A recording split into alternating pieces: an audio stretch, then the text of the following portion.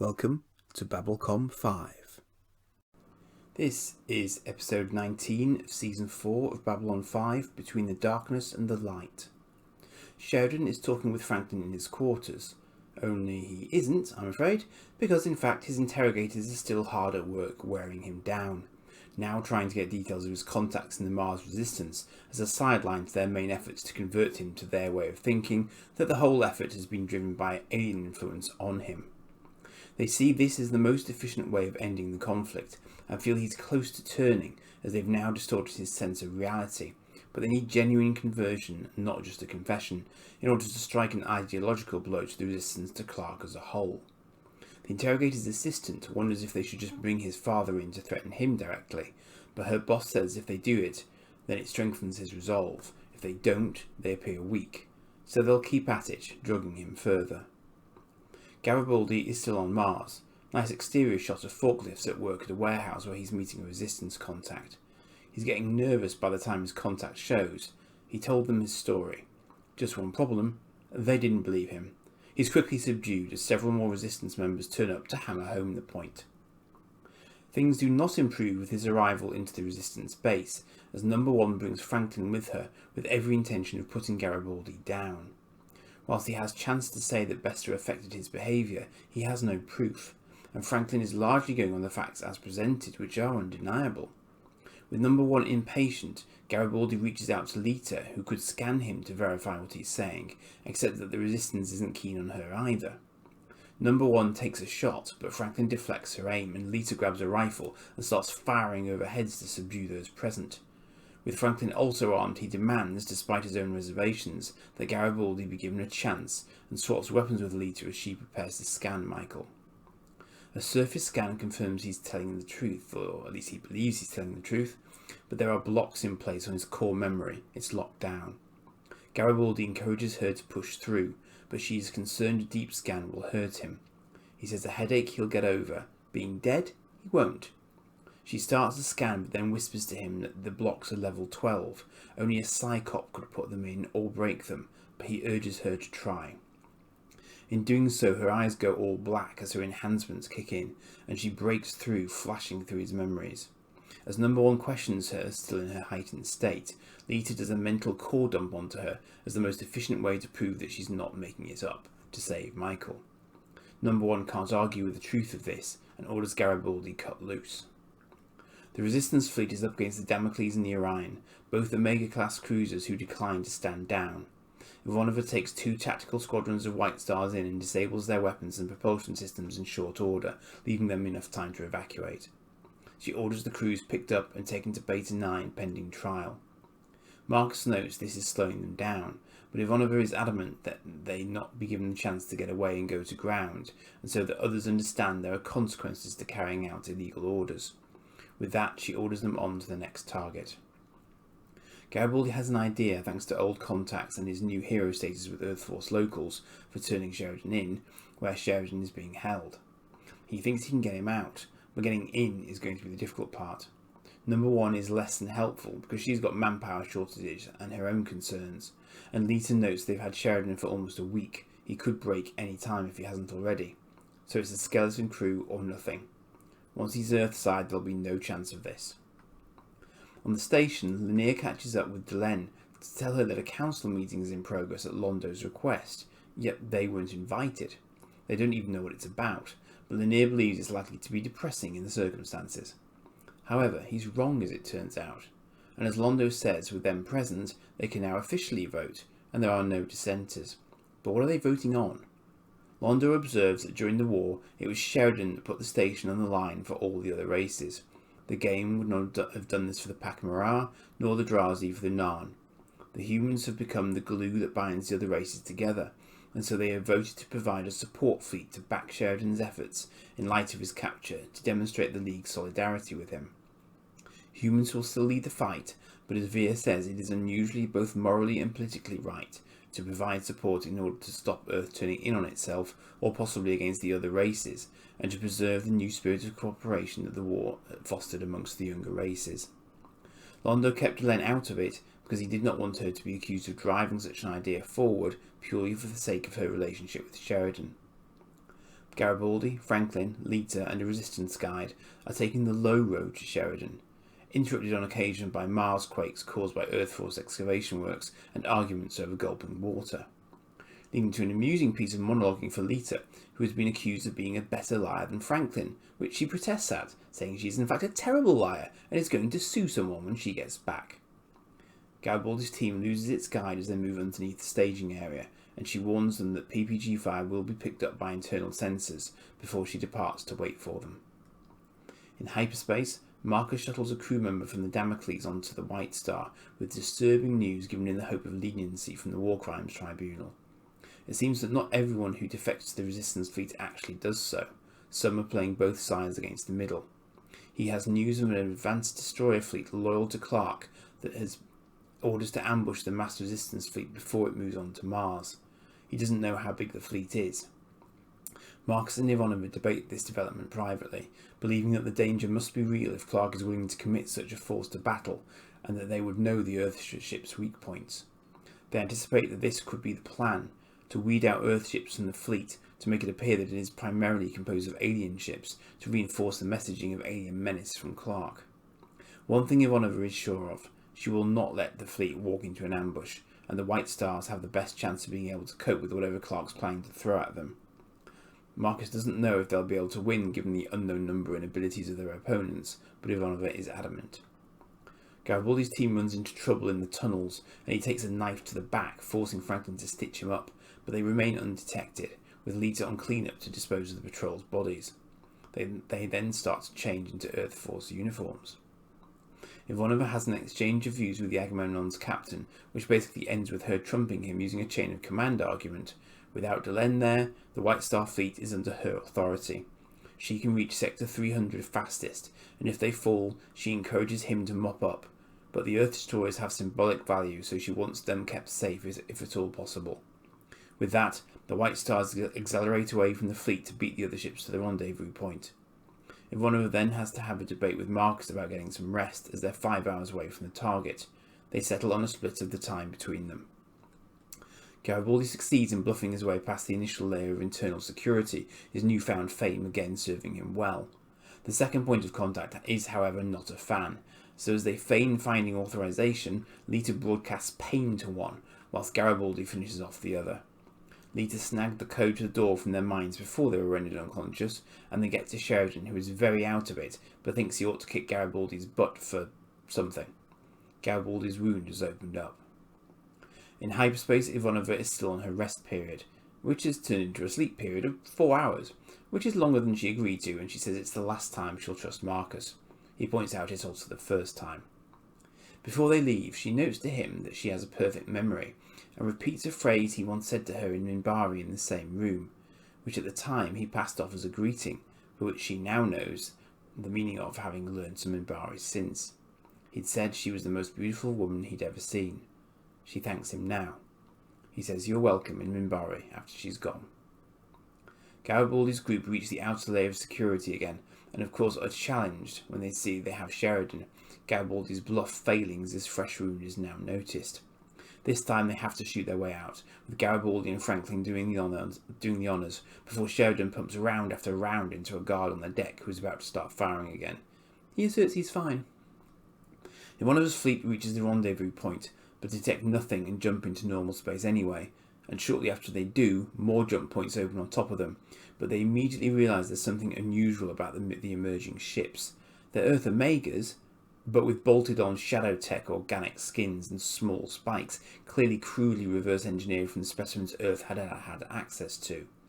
As their commander demands the White Star fleet's surrender, Ivanova has to think on her feet. She delivers a suitably imposing speech declaring herself the boot that's going to kick them back to Earth, before ending negotiations with a salvo from the White Star's weapons. It's immediately apparent that these Omegas will take a lot more punishment than usual, and that their point defence weapons are more powerful than usual. They launch standard fighters.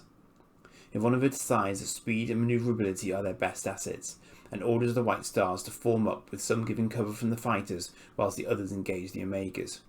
She also executes a high-speed banking manoeuvre that brings the White Star's main weapons to bear as the Earth fighters are unable to match the move and crash into each other.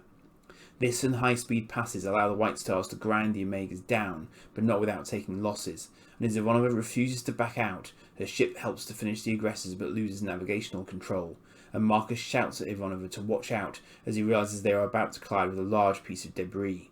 Too late. He is knocked off his feet but is otherwise unharmed. The bridge is another story, and he calls Susan's name. He finds her under wreckage, unconscious, and lifts her into his arms before leaving and taking an escape pod away from the ship as it loses hull integrity. The newly enlarged support fleet is seen in normal space as a White Star arrives, bringing Sheridan to a reunion with Delenn. He sees her at a distance at first, as he says he saw her so many times during his incarceration. He can't talk to her about it yet, and declines to see her physician, asking instead to see Ivanova. And she's in a bad way, in a neck brace, Marcus standing by her bedside, fading in and out of consciousness. Proud to tell John very softly that there are more of them and they fought like hell, but they got them all. Marcus agrees. She asks John to be honest with her about her condition, and he is. She isn't going to make it. She has a week at best. Before he leaves, she asks him to do something. It's not a what, but a where. And so Sheridan transfers to his old ship, the Agamemnon, taking the captaincy from Captain James, as Ivana asked him to. He orders a course set for Mars. This, to my mind, is one of the strongest episodes of the series, whilst also being one of the most insanely tightly paced and packed ones. You can probably see how easy it would have been to spread this over several episodes, but in the circumstances they had to just go for it. I'm not quite sure exactly when they got the word that the 5th season was going to happen, but I'm guessing it wasn't before this one. So we start with the continuation of Sheridan's interrogation, which we gather from Lita has been going on for about a week at this point. Now he's clearly hallucinating to greater or lesser degrees, with his mind flip-flopping between reality, Babylon 5, or a mix of the two. So we know that realistically there has to come a point at which he will break. Interestingly, what I didn't see this episode was Adrazi being unmasked as a human. We've seen that in an earlier episode, so I wonder if I just transpose it into this one or the one before mentally. What clearly has happened in the meantime is an attempt from Garibaldi to get access to the Resistance, and unfortunately he succeeds rather painfully in getting in to try and tell his story, which of course he can't corroborate. It's a great moment for Lita where she gets hold of the rifle and blazes away, which is ironic given we would normally consider her telepathy to be her greatest defensive weapon. And we're reminded again here just how powerful she is as she pushes aside blocks put in place by a Psychop with her augmented abilities, then transfers those memories to number 1. Franklin is of surprisingly little help in the situation, really, because number 1 is much more hard-nosed than he is when it comes to security matters. Had Lita not been there, Garibaldi might indeed have finally met his end on Mars, as he's often thought he would. We then get this slightly unlikely but hilarious and effective team-up as the 2 ex-Earth Force officers go up against their own with a rogue telepath who is again utterly invaluable in saving the day. I've always loved the little outburst from Lita over being called a liar because it's a very human reaction. It's not a side of her we've seen a great deal of before, and she rarely teams up with others in this way either. So for someone not in the command circle to be this trusted is impressive. And of course ultimately they pull it off. Although the PPG fire presumably would have pulled in attention from everywhere, and they must have had an egress route planned at that point, and Lita could probably just do Jedi-style mind tricks on people where needed to make them think they were elsewhere. Clearly, had the episode been stretched over a few episodes, we probably would have had more detail here. Obviously, they needed to get Sheridan out and back into play pretty rapidly, and I don't really have an issue with how it was done, given there was so much resistance back up there. It's just inevitably a bit of a jump cut to him being back with Delenn, but that's a nice moment between the two of them too. And it makes sense John wouldn't be prepared to spill everything right away, given what else was going on, but you get that sense that it's something he's going to have to work through over time. It's also not clear at this point what's happened to his dad, who's been referenced a few times but not heard from. On the station, we have this rather surprising development that Londo, of all people, has been rallying the League of Non-Aligned Worlds to support Sheridan behind Delenn's back, in order that she not be accused of pushing the process. And Jakar is also there in support of Londo's concept, and indeed, we see perhaps the still sole Narn heavy cruiser in the support fleet at the end of the episode. So the concept has clearly been followed through by the League to their credit. We did see a little foreshadowing of this earlier in the season, where the Narn and Centauri came out in joint support of Sheridan, so this is clearly a blossoming of that idea. It's great though to see the recognition of the humans as this unifying force, and of course that was the core goal of the Babylon stations, ironically getting better as the Earth Alliance comes under the most stress. So the final plot thread here, and the one with the most shocking outcome overall, is Ivanova's continuing unrelenting command of the Resistance fleet. She is absolutely focused on the goals as Sheridan was, but she has this ferocity behind her too, not just in her military actions, but in her determination to see that the perpetrators get their just desserts. Yet at the same time we get this lovely little moment with Marcus where she gets him in a gotcha moment with her knowledge of Minbari. Keep in mind that they've had a conversation where if she believed him, she knows he's saving himself for someone special, so she must appreciate that him saying that to her meant a lot to him.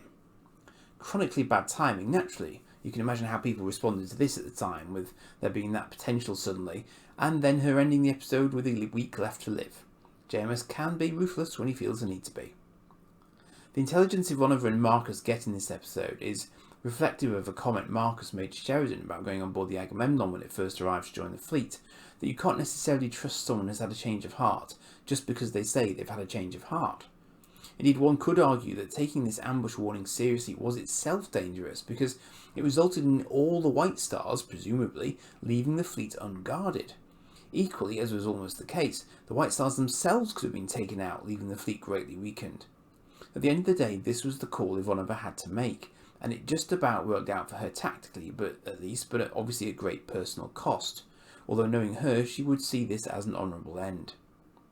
The battle itself is actually one of the more impressive ones in the series to date, because having a grouping of White Stars going up against a fleet of capital ships that are close to them tactically is really interesting, and what we see here are some shining examples of Babylon 5 using real-world physics, in particular for things like strafing runs, where we see the White Stars set up a trajectory, but then spin on their axis to keep their weapons trained on the target, because hey kids, you can fly backwards in space if you want to, it doesn't care. Exactly the same with the high velocity bank move. The White Stars can counter the Gs you'd encounter where the Earth fighters can't, and it allows them to bring their weapons back to bear while still travelling away from the target, although probably decelerating here too. Now, don't get me wrong, they're still guilty of some dumb flying a straight line at the guns that can track you moments, and they do have to get their noses pointed at the target before they can fire, unlike the Omegas with their turreted weapons. Ultimately, however, with superior numbers, they can overwhelm the Omega's turrets, and the Omegas might have to check their fire as they try and enclose the White Stars. Ivanova is really her own worst enemy in this episode because she will not let go of the enemies, even when she could have withdrawn tactically to no great negative effect. She's assuming, for example, that this is the totality of the advanced destroyers at Clark's disposal. If, as in Severed Dreams, another squadron of even standard Omegas had jumped in later, her fleet would have been seriously compromised. Still, it's a great sequence, and the sudden introduction of shadow tech really ups the stakes because it's no longer what we might see as a foregone conclusion from the outset, and it sets minds racing as what we might see later. So, when you take a step back from this episode, you can in a sense see that it's tying things up in a somewhat perverted fashion, in that both Garibaldi and Sheridan are back where they need to be, but Ivanova has been taken out of the fight. Sheridan now has the League at his back should he need them too, and Clark has been robbed of what he might have been his trump card in terms of space superiority. And so they have the colonies freed, with the exception of Mars, we assume, and this is where we're headed to at the end of the episode. The irony being that Sheridan has just come from there, of course. We also learn this episode that Clark knows they're coming for Mars next, and they are now choosing to land themselves in his backyard. So it's all in now. 3 episodes to go. Let's go.